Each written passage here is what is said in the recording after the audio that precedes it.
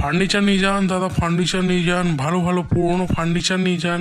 এখানে TV, chair, বিছানা সব ভালো ভালো পুরনো ফার্নিচার পাওয়া যায়। দাদা, এই খাটটার দাম কত? এটার দাম তো 5,000 টাকা, কিন্তু আপনি আমাকে মাত্র 3,000 টাকা দিয়েন। আরে না না, আমি এত দামি ফার্নিচার নেব না। দাদা খুব ভালো খাট আছে, না নিয়ে ভুল করবেন কিন্তু। পুরোনো খাট আমি কেন নিতে যাব 3,000 টাকা দিয়ে? আর কিছু টাকা লাগিয়ে তো নতুন খাট পেয়ে যাব। আচ্ছা ঠিক আছে, আপনি তাহলে এক কাজ করেন, 2,500 টাকা দেন আর খাটটা আপনি নিয়ে যান। আমি 2,000 টাকার বেশি দিতে পারবো না, ঠিক আছে? দেওয়ার ইচ্ছা থাকলে দিয়েন। তারপর শিবম খাট কিনে নেই আর গাড়িতে করে খাট বাড়ি নিয়ে আসে। ডেলি ডেলি মাটিতে শুয়ে আমি বিরক্ত হয়ে গেছিলাম। আজ থেকে আমি এই খাটে আরাম করে শুবো।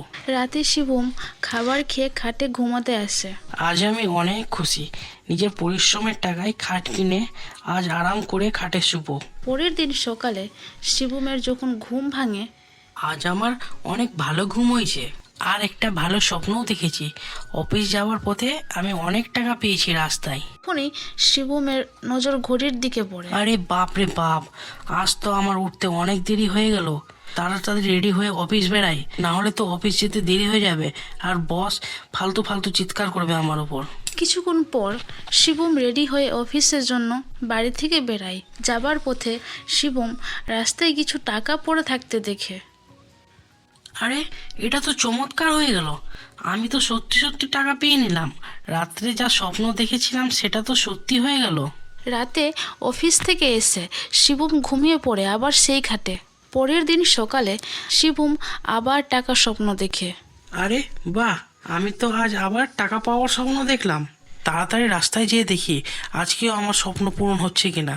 তারপর শুভম রাস্তায় গিয়ে দেখে, আরে এ তো চমৎকার, আজকেও আবার আমার স্বপ্ন পূরণ হয়ে গেল। এটা তো কোনো চমৎকারের চেয়ে কম না। এইভাবেই শিবম রোজ রাত্রে রাস্তায় টাকা পাবার স্বপ্ন দেখে আর সকালে তার স্বপ্নগুলো পূরণ হয়ে যেত।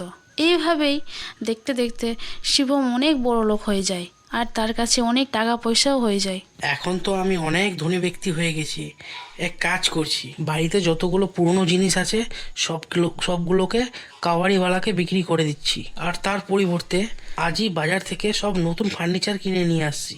কিছুক্ষণ পর শিবম কাবাড়িওয়ালাকে ডেকে বাড়ির সব পুরনো জিনিস তার সঙ্গে শুয়ার খাটটাও বিক্রি করে দেয় আর বাজারে গিয়ে সব নতুন নতুন জিনিস কিনে নিয়ে বাড়ি আসে।